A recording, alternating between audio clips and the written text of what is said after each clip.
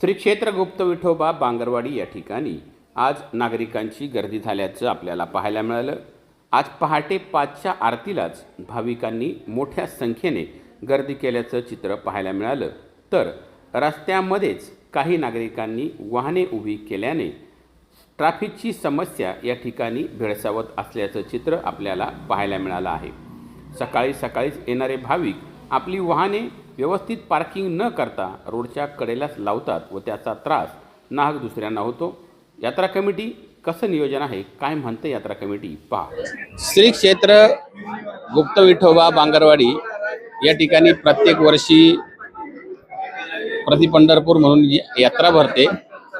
आज या यात्रेचं विशिष्ट असं पाहायला मिळालं की मी 5:30 वाजता या ठिकाणी आलो, परंतु ट्रॅफिक फुल झालं होतं। कसं नियोजन होतं या वर्षीचं आणि इतक्या लवकर पब्लिक कसं काय यायला लागले? सर, आज या ठिकाणी रात्रभर भाविक दर्शनासाठी येत आहेत।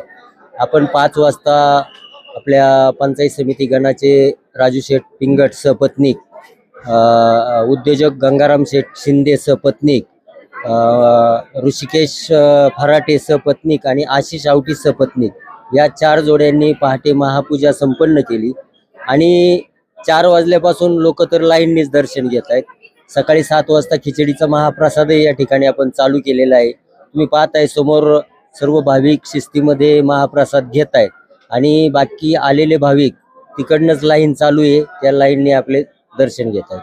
प्रत्येक वर्षीचं जे नियोजन आपलं असतं त्याच्यामध्ये सकाळी साधारणतः 7 वाजता बऱ्यापैकी गर्दी असायची, परंतु आता या वर्षीपासून असं झालंय की लोक 3 वाजल्यापासून 4 वाजल्यापासून येतात। तर तुमच्या कमिटीमध्ये तुम्ही काही बदल करणार आहे का, की महापूजेसाठी जो तुमचा सकाळी वेळ जातोय तर त्याच्यामध्ये काय बदल करणार आहे का? आम्ही आता उद्या आमची वार्षिक सर्वसाधारण सभा होईल मंडळाची।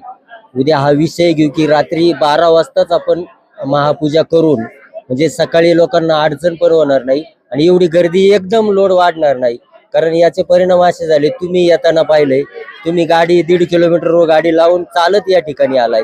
त्याच्यामुळे पुढच्या वर्षी अजून नियोजित काम करू आणि रस्त्याच्या संदर्भातही आमचे प्रयत्न चालू आहे वन खात्याच्या माध्यमातून की तो रस्ता पूर्ण सिमेंट कॉन्क्रीटचा करण्याचा। महापूजेच्या वेळेमध्ये जर थोडा बदल केला, कारण 12 महिन्यातून एकदा आषाढी एकादशी येत असते आणि भाविकांना आपल्या विठुरायाचं दर्शन घेण्यासाठी ते उत्सुक असतात, तर ते सकाळी लवकर येत असतात की दर्शन आपल्याला भेटल, परंतु ट्रॅफिकमुळे म्हणा किंवा महापूजा सकाळी 5 वाजता धरल्यामुळं थोडीशी गैरसोय होते।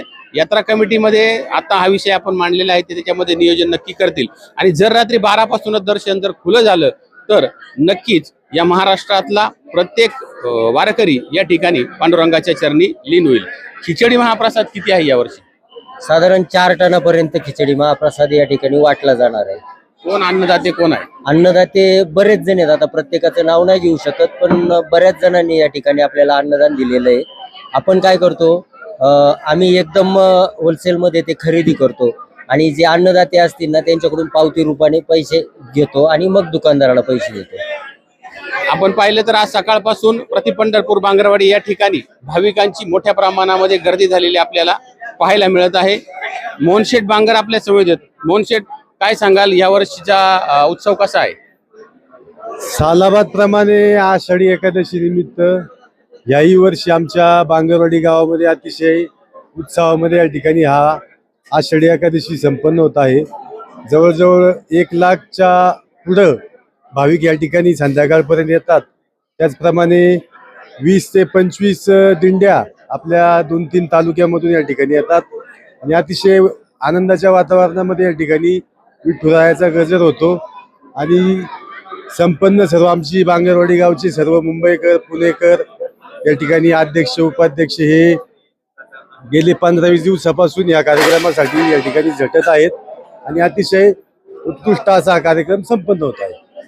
बांगरवाडी या ठिकाणी प्रत्येक परिसरातील प्रत्येक भाविक येत असतो, आपल्या लाडक्या पांडुरंगाचं दर्शन घेत असतो। गणेश चोरे, शिवनेरी संवाद, गुप्त विठोबा बांगरवाडी।